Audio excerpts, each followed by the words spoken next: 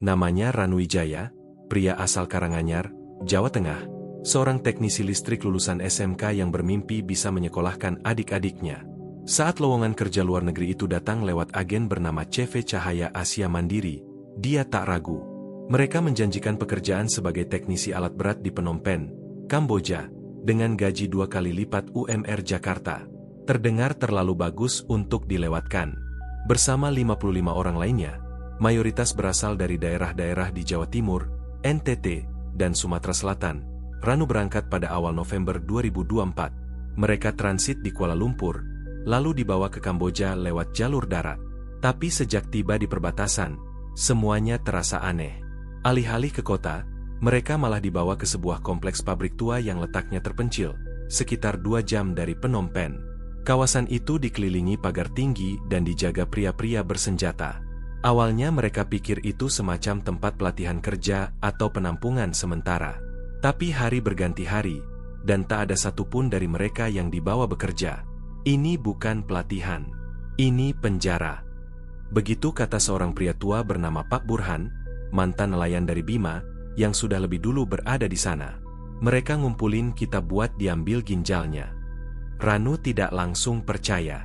Tapi suasana tempat itu memang mengerikan.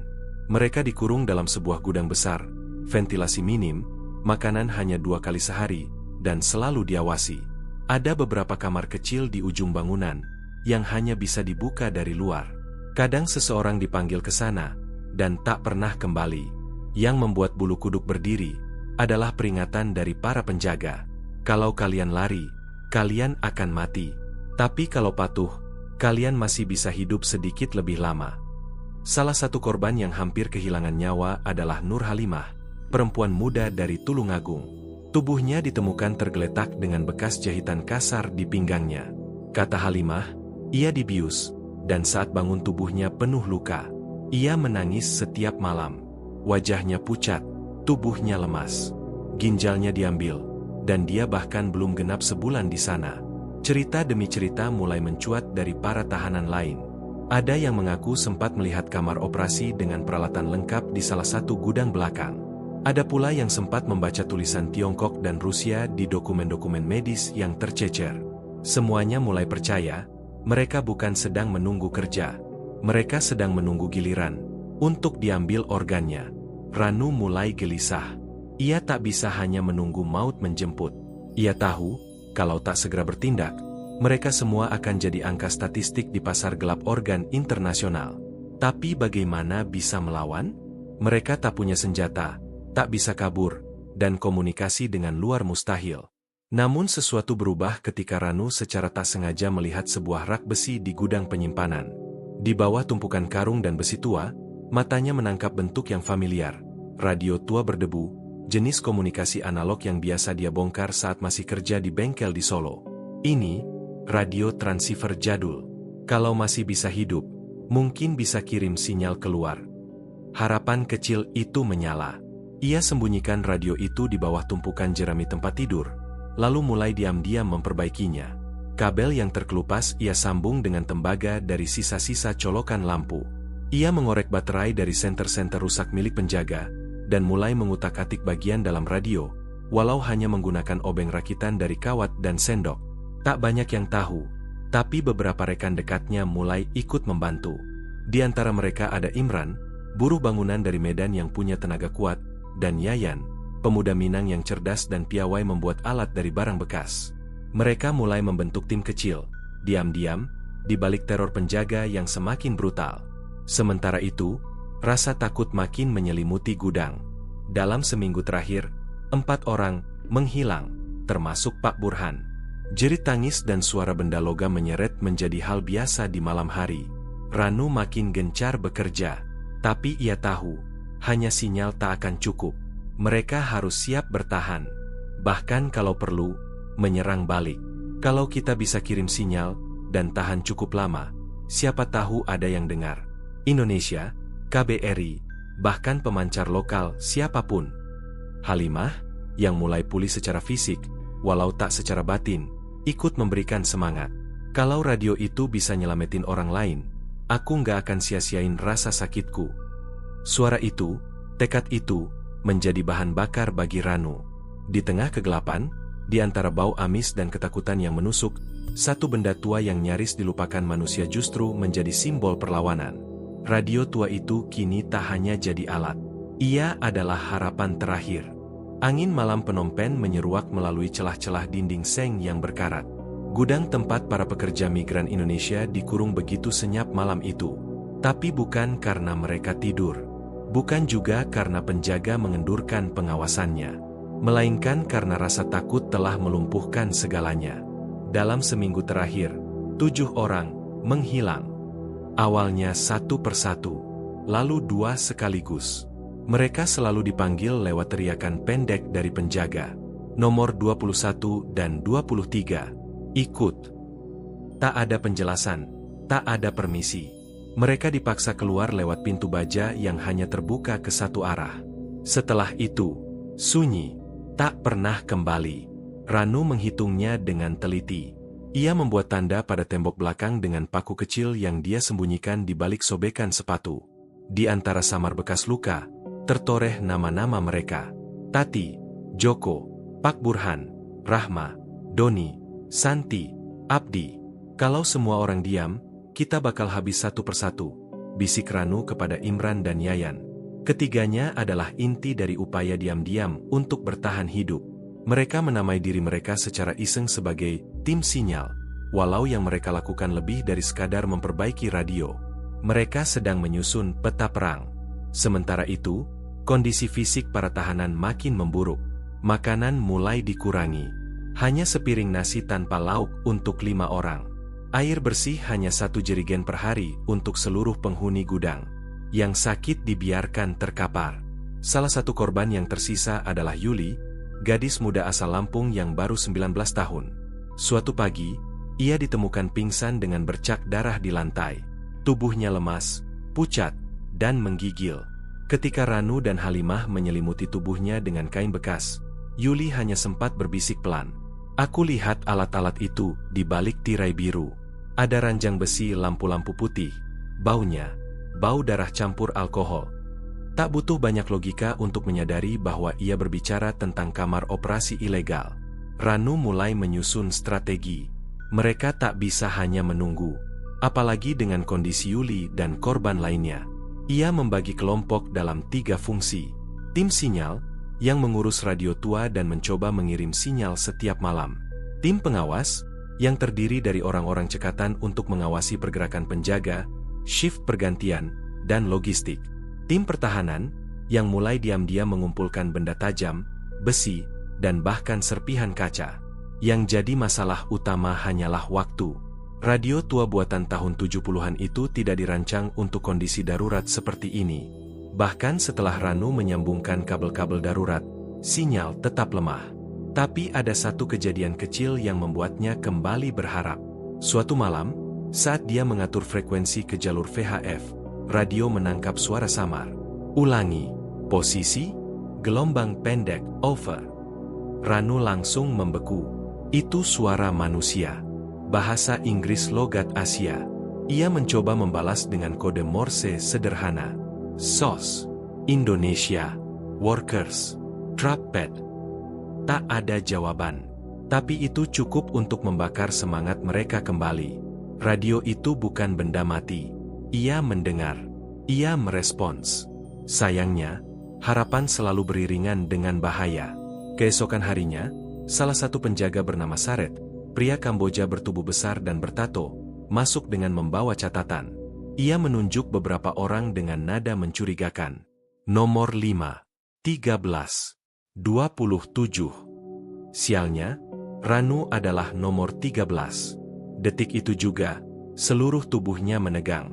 Tapi sebelum ia sempat melangkah, Halimah tiba-tiba berdiri dan menjerit. Jangan ambil dia, ambil aku saja. Saret tampak bingung.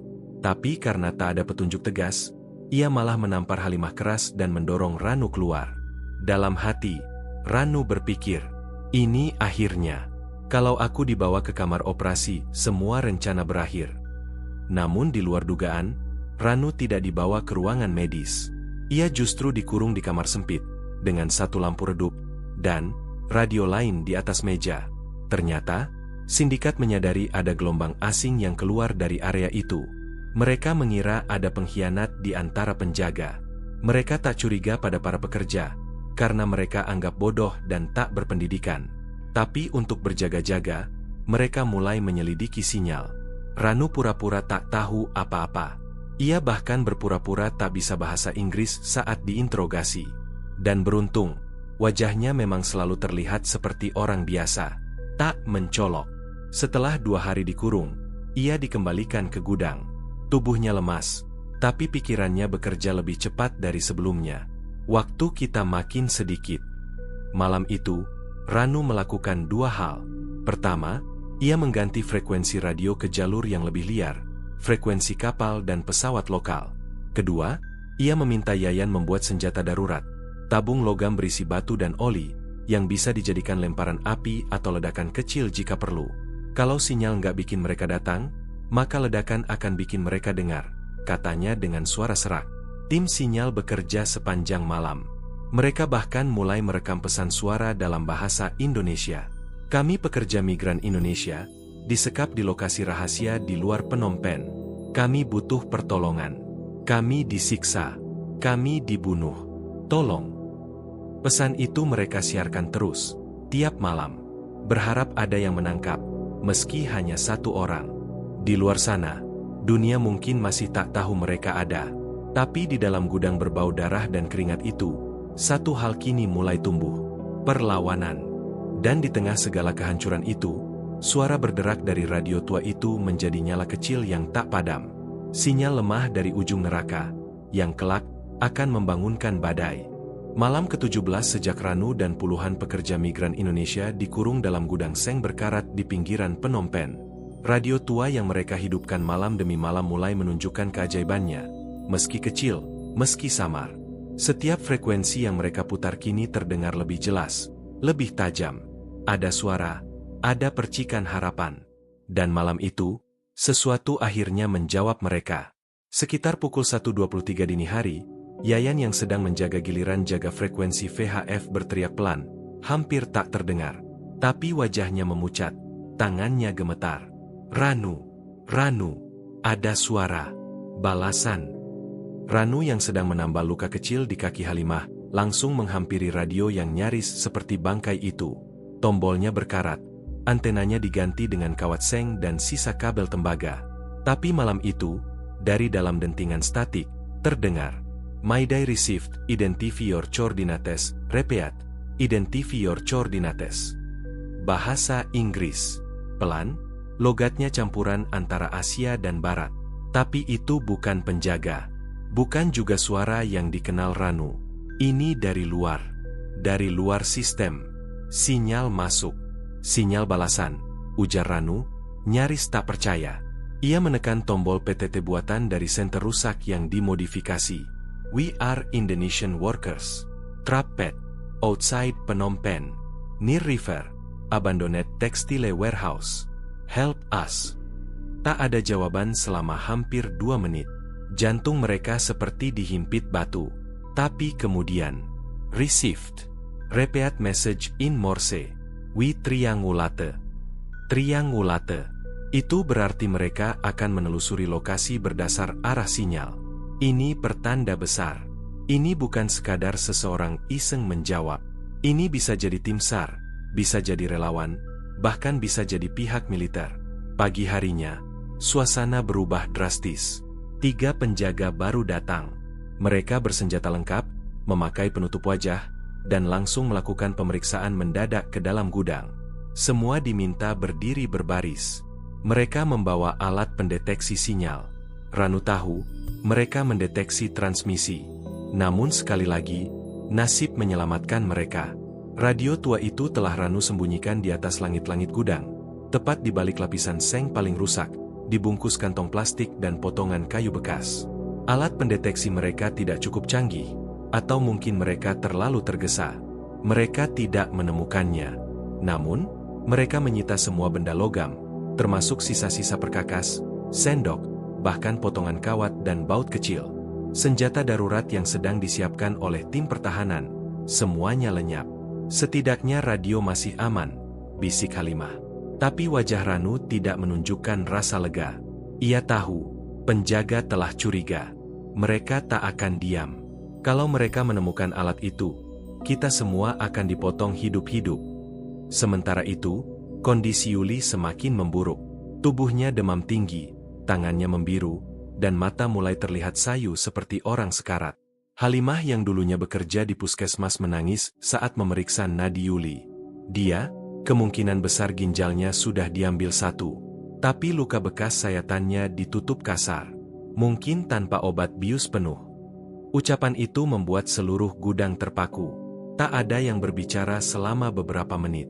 Yuli, dengan suara serak, hanya berkata, "Aku masih mau hidup. Jangan biarkan aku jadi sia-sia." Itu jadi titik balik bagi mereka semua. Tak ada pilihan lain. Harapan kecil lewat radio itu kini menjadi poros hidup mereka. Ranu, Yayan, Imran, dan Halimah membuat rencana darurat baru. Mereka menyebutnya rencana badai, karena jika dilaksanakan, semuanya bisa hancur. Tapi jika tidak, mereka akan binasa perlahan. Rencana itu berisi 3 tahap. Pancingan buat penjaga membuka salah satu pintu utama dengan alasan darurat medis. Yuli. Serangan balik gunakan benda-benda yang tersisa, pecahan kaca, kayu tajam, dan bahkan air panas dari ketel tua, untuk melumpuhkan penjaga. Penyanderaan jika bisa, tangkap salah satu penjaga hidup-hidup dan paksa membuka kunci gudang senjata. Tapi agar itu berhasil, sinyal dari luar harus dikonfirmasi lebih dulu. Malam berikutnya, Ranu kembali hidupkan radio. Jari-jarinya gemetar karena suhu malam yang menusuk. Suara statik kembali mengisi udara. "This is Group Alpha. We received transmission. We have your approximate location. Stay alive next 48 hours. Help coming. Do not engage until instructed. Repeat, do not engage." 48 jam. 2 hari. Itu batas mereka. Tapi esok harinya, Yuli meninggal. Tubuhnya kaku dengan mata terbuka, seolah menatap langit-langit tempat radio tua disembunyikan. Ia meninggal tanpa jeritan, tanpa amarah. Hanya senyum kecil di bibirnya, seolah tahu bahwa kematiannya adalah kunci penyelamatan yang lebih besar. Ranu menutup mata Yuli dengan kain robek dari bajunya. Ia memandang satu persatu rekan seperjuangannya, lalu berkata, "Kita tidak akan menunggu mereka datang untuk disembelih. Kita yang akan menyambut mereka dengan darah. Tapi bukan darah kita." Hari ke-19 sejak penyekapan. Di dalam gudang tua bekas pabrik tekstil yang kini berubah jadi penjara, suasana bukan lagi sekadar tegang, tapi nyaris membunuh jiwa. Kematian Yuli menjadi percikan terakhir. Api amarah meledak. Para buruh migran yang selama ini hidup dalam ketakutan kini berubah menjadi pasukan yang siap menumpahkan darah. Dipimpin oleh Ranu, sang teknisi, mereka bersiap menjalankan apa yang disebut sebagai rencana badai. Malam itu sunyi, terlalu sunyi. Bahkan jangkrik pun tak bersuara. Halimah menggulung luka-luka kecil di telapak tangannya dengan kain basah. Ia akan menjadi umpan. Dengan tubuh mungil dan suara yang lemah, ia tahu penjaga akan lebih percaya padanya untuk memancing mereka membuka pintu. Di sisi lain gudang, Imran dan Yayan mempersiapkan alat serang darurat. Botol kaca bekas parfum diisi air sabun panas, gagang kayu dari jendela tua yang mereka patahkan diam-diam, serta paku-paku yang dipaku ke ujung sapu. Senjata buatan sendiri yang terlihat primitif, tapi cukup mematikan jika digunakan dengan tepat. Ranu memegang pisau kecil berbahan baja tipis yang ia sembunyikan di dalam sendal selama seminggu. Begitu mereka buka pintu, "Kita hanya punya waktu 15 detik. Begitu kata Ranu. "Kalau gagal, kita semua tamat."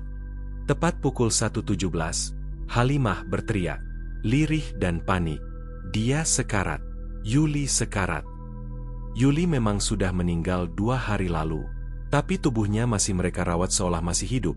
Dibaringkan di pojok ruangan, ditutup separuh dengan kain, dengan kepala digerakkan sedikit agar terlihat seperti sedang bernapas pelan.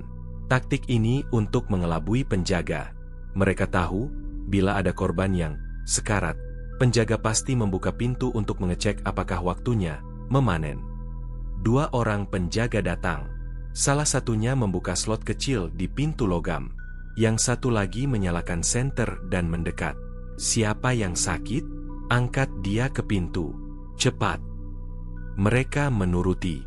2 orang mendekatkan tubuh Yuli ke pintu. Cepat buka. Dia bisa mati, seru Halimah dengan meyakinkan. Dan pintu terbuka. Badai dimulai. Imran menyiram air sabun panas ke wajah penjaga yang masuk pertama. Ia menjerit, tangannya refleks melepas senapan laras pendek yang digantung di bahu. Yayan menubruk dari samping, memukul kepala penjaga kedua dengan gagang kayu hingga berdarah. Ranu meluncur dari belakang, mengunci leher penjaga pertama dengan lutut dan mendorongnya jatuh. Pisau baja kecilnya menancap ke tenggorokan pria itu. Langsung sunyi. Penjaga kedua sempat meraih radio HT-nya. Tapi Halimah lebih cepat. Ia menyabetkannya dengan pecahan kaca hingga darah menyembur dari pelipisnya. 2 penjaga tumbang. Dalam 14 detik, gudang hening kembali. Tapi napas mereka memburu. Tak satu pun bicara. Lalu dari pojok ruangan, seorang suara berkata pelan. Kalian bodoh. Kalian baru saja memulai akhir dari semuanya. Itu Reza. Lelaki asal Sulawesi, kurus dan pendiam. Selama ini tak pernah banyak bicara. Tapi malam itu, ia berdiri dengan tangan diangkat tinggi.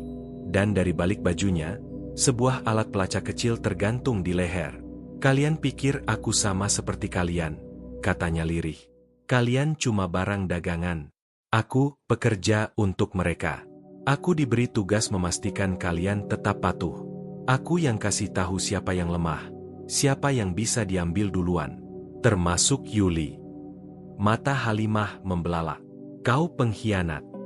Reza mengangguk. Dan lebih dari itu, dari sakunya ia mengeluarkan remote kecil berwarna hitam. Kalau aku tekan ini, gudang ini akan terkunci otomatis. Sinyal radio akan diblok total. Tidak akan ada yang bisa keluar, dan tidak ada bantuan yang bisa masuk. Ranu maju. Pisau masih berdarah. Jangan kau coba. Reza tersenyum, menyeringai. Tapi kau butuh aku, Ranu. Kau lupa. Aku tahu jalan ke ruang senjata. Aku tahu siapa bos besar mereka. Aku bahkan tahu siapa pembeli berikutnya. Kau bunuh aku. Kau kehilangan semua itu. Ketegangan menggantung seperti tali gantungan. Semua mata kini tertuju pada Ranu. Dan akhirnya, ia berkata, kau benar. Tapi satu hal yang kau salah. Kami tidak butuh pengkhianat. Kami hanya butuh harapan. Pisau di tangannya dilempar, mengenai remote di tangan Reza hingga jatuh dan pecah. Dalam gerakan cepat, Imran menendang Reza ke lantai, menahannya dengan lutut, dan membungkam mulutnya dengan potongan kaos yang direndam minyak solar. Reza tidak dibunuh. Ia ditahan, akan digunakan sebagai tiket hidup menuju markas sindikat. Pagi hari, radio kembali dinyalakan. Sinyal statik penuh noise, tapi suara itu akhirnya terdengar lagi. This is Alpha Group. 24 hours remaining. We are close. Hostile signals detected in area. Be prepared for extraction. Expect resistance. 24 jam. Dan kini mereka memiliki 2 senapan, 2 jas hujan milik penjaga, 1 pengkhianat, dan peta kasar markas sindikat yang Reza harus tunjukkan. Perang telah dimulai. Dan badai yang mereka rancang baru mulai terasa angin pertamanya. Setelah badai kecil di gudang berhasil mengguncang malam, para penyintas kini tahu, mereka tidak bisa kembali. Tidak ada ruang untuk menunggu bantuan atau sekadar bertahan. Mereka harus bergerak maju, ke jantung sindikat itu sendiri. Dan untuk itu, mereka butuh menyamar. Ranu, sang teknisi, menggantung 2 kartu akses dari leher 2 penjaga yang mereka bunuh. Ia menyeka darah dari salah satu jaket hitam dan memakainya. Dengan tubuh tinggi dan wajah keras, ia bisa saja dikira staf keamanan dari jauh, selama tak ada yang melihat matanya yang terlalu penuh dendam. Imran dan Halimah mengenakan jas hujan plastik milik para penjaga, lengkap dengan masker hitam yang sudah lusuh. Di balik tas ransel yang mereka isi dengan senjata rakitan dan sisa makanan, mereka membawa satu hal paling berharga malam itu, Reza, sang pengkhianat. Tangannya diborgol pakai kabel ties. Mulutnya dibungkam dengan potongan kaos solar. Tapi matanya masih bisa melihat. Dan itu cukup. Karena Reza adalah peta hidup mereka. Pukul 4.13 dini hari, mereka keluar dari gudang. Lorong-lorong pabrik yang dulu menjadi jalur distribusi kini sepi. Lampu sorot dari menara jaga tidak menyapu tempat mereka lewat. Karena mereka tahu jam patroli dari catatan yang Reza pernah buat. Lewat saluran air bekas mesin uap, bisik Reza dengan suara tercekik. Itu terhubung ke blok penyimpanan, tempat mereka simpan organ. Kalau kalian mau bukti, itu tempatnya. Langkah kaki mereka berat dan pelan. Setiap suara derit atau desah napas terasa seperti letusan bom. Mereka akhirnya tiba di ruang bawah tanah, melewati koridor dengan pintu-pintu logam yang penuh bercakarat dan darah kering. Di ujung lorong, sebuah pintu ganda terbuka, dan bau itu menyeruak tajam. Bau formalin, bau daging busuk, bau kematian. Ranu memimpin masuk. Ruangan itu penuh lemari pendingin, masing-masing dengan label H27, K09, ID Female, LV Kidney, VN Heart. Imran memeki kecil ketika membuka salah satu laci. Di dalamnya, sebuah ginjal manusia terbungkus plastik steril, masih merah dan segar. Di bawahnya, jantung, kornea, bahkan potongan tulang paha yang masih meneteskan darah. Ya Tuhan, bisik Halimah. Reza, walau mulutnya terbungkam, tersenyum dengan sorot licik. Seolah ingin berkata, ini rumah majikanku, kau baru lihat kulitnya. Tapi kejutan belum selesai. Dari belakang ruangan, suara ketukan terdengar. Seperti seseorang memukul pelan dari dalam logam. Imran menelusuri sumber suara. Ia menemukan lemari besar seperti freezer daging, yang dikunci dengan pengait besi dan rantai. Jangan dibuka, bisik Reza panik. Tapi Ranu mengabaikannya. Dengan linggis kecil dari gudang, ia membongkar pengunci dan membuka pintu. Dan di dalamnya 4 orang manusia hidup. Tubuh mereka setengah bugil, dengan infus menempel di lengan. Salah satunya remaja perempuan, tampak tidak sadar. Yang lain menggigil hebat. Salah satu pria mengangkat kepala dan berkata lemah, tolong, aku dari Indonesia, dari Batam, mereka mau ambil ginjalku. Tangis Halimah pecah. Astagfirullah. Mereka masih hidup. Ranu segera memutuskan. Mereka akan membawa para korban ini keluar. Tapi rute pelarian semakin sempit, dan waktu semakin menipis. Dari radio yang mereka curi dari penjaga sebelumnya, terdengar suara. Alpha 1, respon lokasi gudang selatan. 2 unit tidak menjawab. Kemungkinan sabotase. Kirim tim bersenjata penuh. Mereka hanya punya menit, tidak jam. Dalam kekacauan, Ranu membuat keputusan nekat. Kita bawa korban ini ke ruangan transmisi.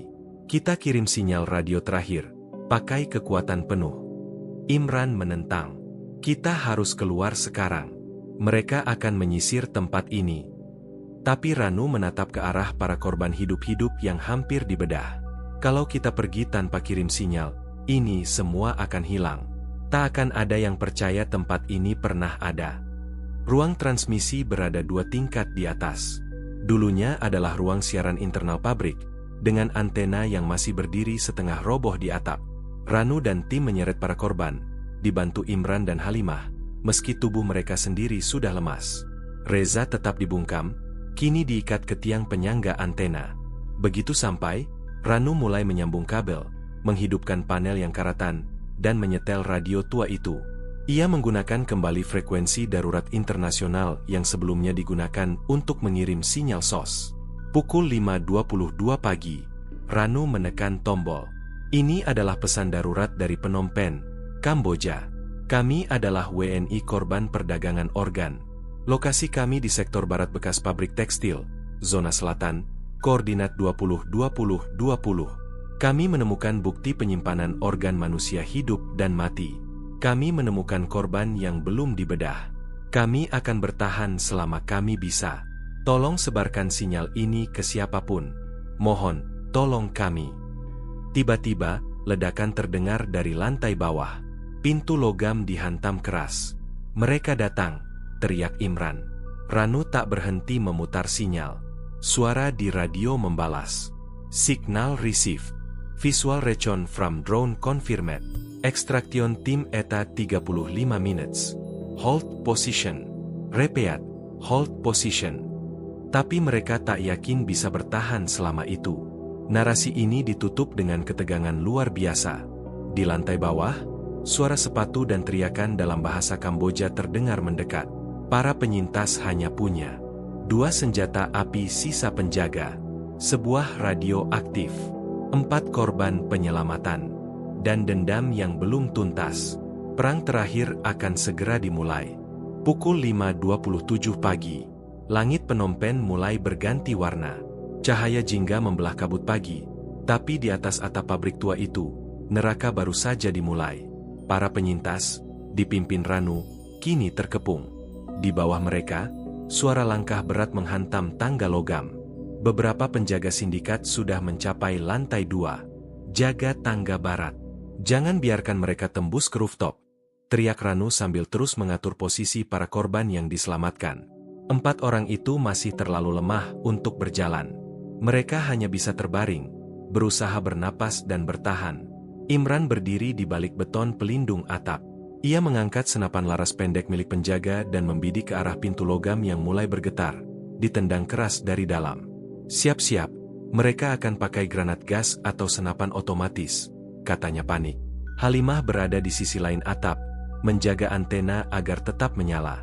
Radio tua itu terus memancarkan sinyal SOS dengan kekuatan penuh. Panelnya bergetar. Lampu indikatornya berkedip tak menentu. Pukul 5.30. Pintu atap terbuka. Letusan pertama meledak. 1 penjaga sindikat muncul dan langsung menembakkan senapan serbu. Tembakannya menghantam tong logam dan memercikan api kecil. Ranu balas menembak. Imran menekan pelatuk. Darah menyembur dari leher penjaga pertama. Yang lainnya segera berlindung di balik pintu. Dalam hitungan menit, rooftop berubah menjadi medan perang. Imran terluka di lengan kanan oleh serpihan peluru. Ia tetap bertahan sambil merintih. Ranu menariknya mundur dan menyumpal luka dengan kain bekas masker. Kalau mereka naik, kita semua habis, bisik Ranu. Pukul 5.34. Radio kembali hidup. Ini unit penyelamat dari Konsulat Indonesia. Tim Thailand dan Kamboja sudah meluncur. Eta 12 menit. Koordinat kalian sudah dikunci. Bertahan. Namun sinyal tiba-tiba terganggu. Dengungan aneh muncul, seperti suara jammer. Ranu tahu, seseorang dari dalam gedung memblokir sinyal mereka. Dan satu-satunya yang bisa melakukan itu hanya 1 orang. Bos besar sindikat. Di lantai bawah, di ruang kendali utama, seorang pria tua berdiri di balik layar CCTV. Wajahnya kurus dengan bekas luka di pipi. Ia mengenakan jas putih laboratorium. Di lehernya tergantung liontin kecil berbentuk ginjal emas. Dialah Sobhyaptera, otak dari seluruh jaringan perdagangan organ ini. Ia mengamati layar dengan tenang sambil menekan tombol di panel. Aktifkan sistem penyapu gas di rooftop. Kalau mereka semua mati, kita ambil kembali ginjalnya nanti. Di rooftop, suara aneh terdengar dari ventilasi atap. Desisan gas mulai keluar dari celah-celah pipa tua. Ranu segera menyadari, ini bukan kabut biasa. Ini pembantaian dengan racun. Semua turun ke lantai 2. Cepat, teriaknya. Halimah menarik 2 korban yang masih sadar. Imran memapah yang lain dengan tubuh gemetar. Ranu membawa radio tua itu turun bersama mereka. Meski bobotnya berat, ia tahu, radio ini adalah saksi.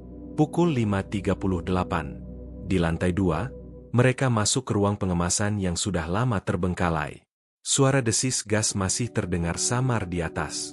Ranu menutup pintu dengan rak dan tong besi. Kalau gas turun ke sini, kita semua mati. Tapi yang mereka tidak tahu, bahaya sebenarnya belum selesai. Reza menghilang. Di tengah kekacauan, Reza berhasil melepaskan ikatan dan kabur ke lorong belakang. Halimah menemukannya terlambat. Dia bawa senjata, jeritnya. Dia pergi ke ruang kendali. Pukul 5.43, Ranu segera mengejar. Ia turun ke lantai bawah, mengikuti lorong ke pusat kontrol.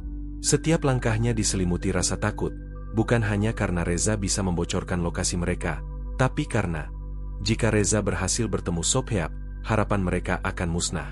Di ruang kendali, Sobhyap sudah bersiap naik helikopter dari landasan belakang. Ia membawa koper hitam berisi chip data dan dokumen perdagangan organ selama 7 tahun terakhir. Saat Reza tiba, mereka bertukar pandang. "Tuan, saya tahu cara keluar. Saya bisa bantu, asal kau bawa saya pergi." Sobhep mendekat, menatap Reza. Lalu, tembakan dilepaskan. Reza rubuh, ditembak mati oleh Sobhep sendiri. "Aku tak bawa beban kotor," gumam sang bos. Tapi ia tak tahu, Ranu mengintip dari balik ventilasi, menyaksikan semua. Dan ia melihat sesuatu, sebuah tas penuh data, termasuk chip penyimpanan. Pukul 5.48, Ranu menyerbu masuk. Sobhep menoleh, terkejut. "WNI? Kamu tak seharusnya sampai sini." Tapi Ranu tak bicara. Ia menembak. Peluru menghantam bahu Sobhep. Pria tua itu jatuh, menjerit. Tas chip berhasil diambil. Ranu menatapnya, lalu berkata dingin, "Ini bukan untuk polisi. Ini untuk semua korbanmu yang tak sempat bicara."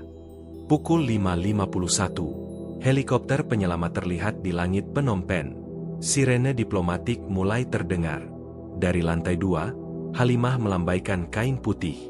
Imran mengangkat korban satu persatu ke atas tandu darurat. Ranu muncul dengan chip di tangan dan radio yang masih menyala. "Kita berhasil." Narasi ini ditutup dengan, "Reza mati sebagai pengkhianat sejati. Bos besar tertangkap hidup, terluka. Barang bukti utama diselamatkan, chip dan sinyal radio." Namun, kisah ini belum selesai. Karena penyelamatan hanyalah permulaan dari pengadilan internasional dan perlawanan melawan jaringan sindikat yang lebih luas dari yang mereka bayangkan. 12 April 2025, Bangkok, Thailand. Gedung KBRI dipadati pasukan keamanan. Para penyintas dari Phnom Penh yang berhasil diselamatkan dibawa dalam satu iring-iringan kendaraan diplomatik. Wajah mereka kusam, tubuh penuh luka dan trauma. Ranu, mengenakan kaos longgar dan perban di lengan, duduk diam di pojok ruangan observasi medis. Di tangannya masih tergenggam radio tua yang kini sudah tidak bernyawa. Mesin pemanggil harapan itu telah mati. Namun, data dalam chip yang berhasil ia rebut dari tangan Sobhep Tiara kini berada di tangan Interpol. Dalam waktu 48 jam, informasi dari chip itu mengungkap 9 fasilitas penyimpanan organ manusia di Asia Tenggara, termasuk dokumen penjualan ginjal dan jantung ke pasar gelap di Dubai dan Zurich. 13 April 2025, kamera berita mulai berdatangan. CNN, Al Jazeera, Kompas TV, NHK, semuanya ingin mewawancarai para penyintas. Tapi KBRI memilih diam. Para korban terlalu rapuh untuk berbicara. Ranu pun enggan tampil. Namun tekanan diplomatik semakin meningkat.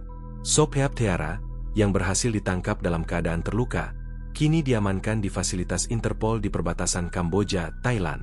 Tim pengacara internasional mencoba membelanya, menyebutnya sebagai dokter idealis yang gagal menyelamatkan nyawa pasien gagal ginjal. Ranu marah saat mendengar itu. "Dia bukan dokter," gumamnya pada Halimah. "Dia jagal manusia. Dan dunia harus tahu." 15 April 2025, Jakarta. Para penyintas diterbangkan ke Indonesia. Mereka dijanjikan pemulihan dan bantuan hukum. Tapi beberapa hari setelah tiba, Imran ditemukan mencoba bunuh diri di kamar mandi mes korban. Ia selamat, tapi menolak bicara. "Kita diselamatkan, tapi sebagian dari kita masih mati di dalam," ujar Halimah lirih pada Ranu. Ranu tahu satu hal. Jika mereka tidak bersuara, semua akan ditutup. Sindikat akan berganti wajah, bersembunyi di tempat lain, dan tragedi ini akan terjadi lagi, dengan korban yang berbeda. 20 April 2025, sidang internasional pertama di Bangkok.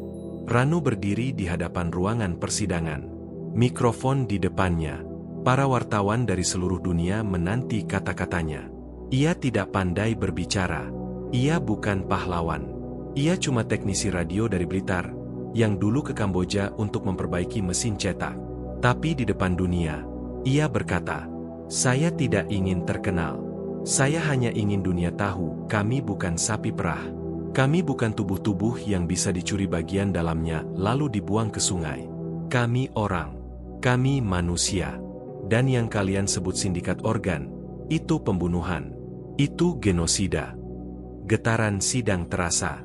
beberapa delegasi internasional berdiri.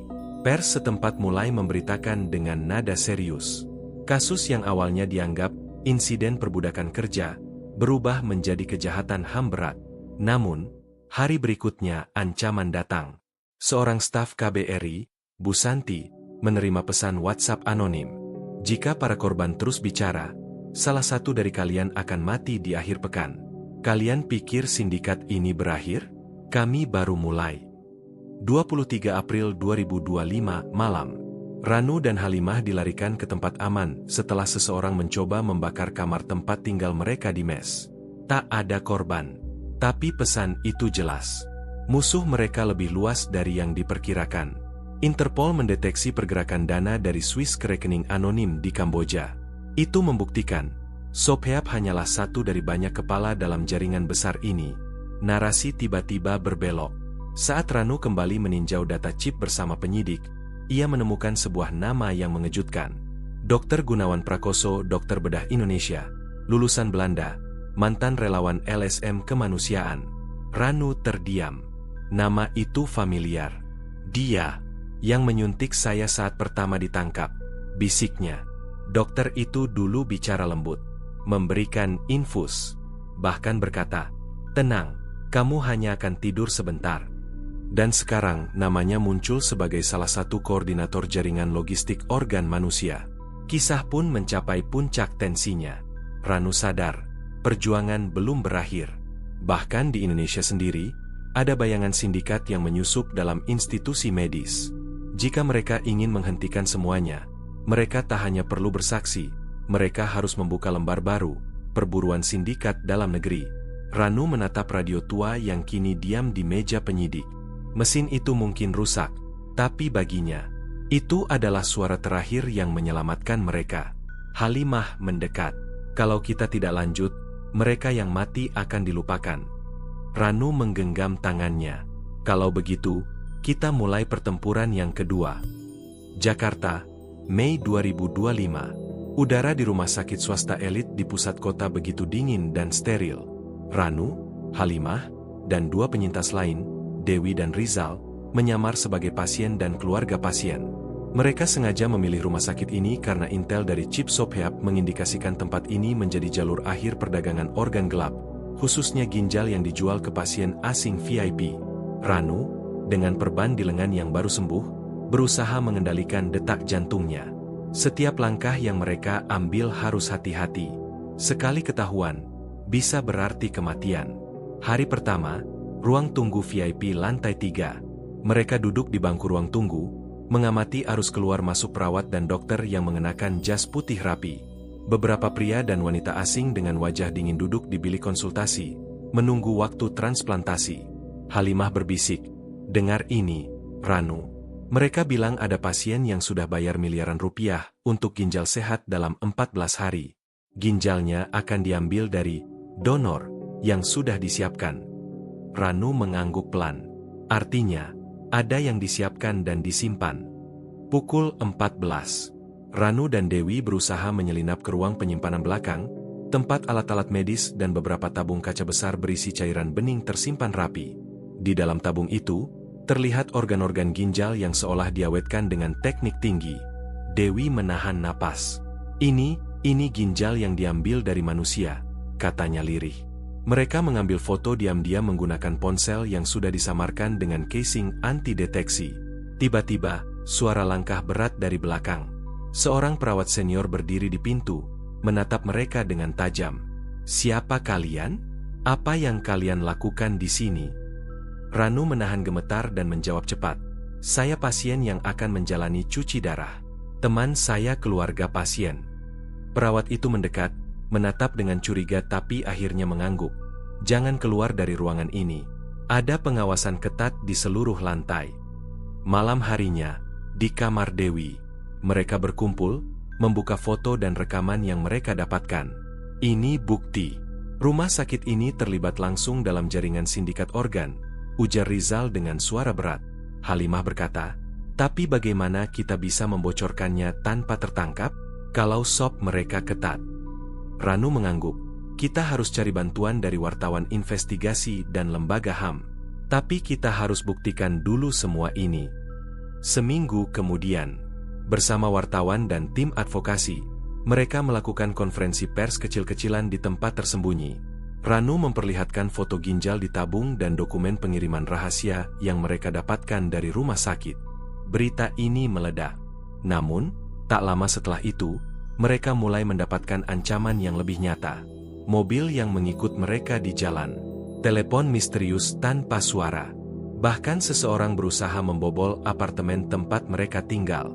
Puncak narasi ini adalah ketika Halimah diculik malam hari di depan rumah sakit. Ranu, yang sedang bersiap untuk mengirim dokumen ke pihak berwenang, mendapati rumah Halimah kosong dan jendela kamar terbuka. Dengan detik-detik penuh ketegangan, Ranu mengejar jejak penculik yang membawanya ke sebuah gudang tua di pinggir kota. Di gudang itu, Ranu menghadapi sindikat yang jauh lebih kejam dari yang dibayangkannya. Namun, dengan keberanian yang sudah terasa selama ini, ia berusaha menyelamatkan Halimah dan mendapatkan bukti kuat untuk akhirnya menyeret sindikat ke pengadilan. Ketika dunia mulai menutup mata, hanya keberanian dan bukti nyata yang bisa membuka jalan keadilan. Tapi di balik bayangan rumah sakit itu, kengerian masih bersembunyi, menunggu saatnya terungkap. Juni 2025, pinggiran Jakarta. Ranu, Halimah, Dewi, dan Rizal kembali bergerak. Kali ini menuju sebuah klinik kecil yang beroperasi tanpa izin di sebuah ruko kumuh.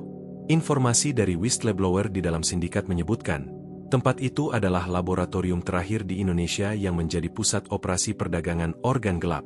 Klinik ini bukan rumah sakit megah seperti sebelumnya, tapi disinilah para donor disuntik, diambil organ, lalu dipindahkan ke rumah sakit kelas atas untuk dijual ke pasien kaya. Ranu menyusup masuk dengan menggunakan identitas baru. Dia mengamati ruangan operasi yang sempit, peralatan seadanya tapi berteknologi tinggi, dan dua pasien yang tampak lemas di ranjang. Halimah berhasil mengumpulkan rekaman kamera tersembunyi. Suara-suara percakapan terdengar samar. Transaksi hari ini harus selesai sebelum akhir pekan. Bos besar tidak mau ada masalah. Tiba-tiba alarm berbunyi. Mereka ketahuan. Tim sindikat mengepung klinik. Perburuan pun dimulai. Namun, Ranu dan kawan-kawan tidak sendiri. Mereka telah memberitahu polisi rahasia dan beberapa agen Interpol yang bersiap menggerebek.